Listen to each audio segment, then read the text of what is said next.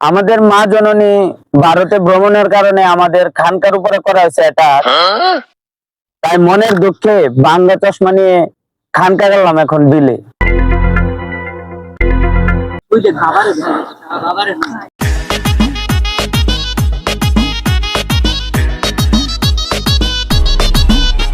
কানা বাবা, আমি অনেক বিপদে হইরা তোমার কাছে আইছি, তুমি একটা সমাধান দাও।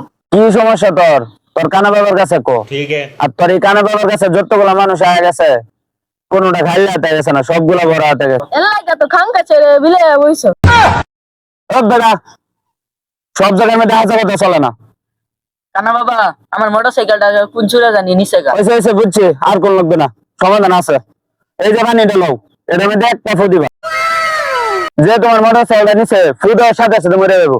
ফু দাও, একটা ফু দিবা।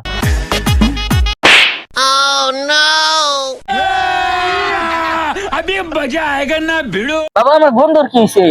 আরে বেটা, এটাই তো বেটা তোমার মোটর সাইকেল চুর। বাবা, আমার তো আরেকটা সমস্যা হয়েছে। কি হয়েছে ক? এই রোজার মাস আমার পর থেকে আমার ইফতারি খালি চুরি হয়ে যা। कौन है ये लोग?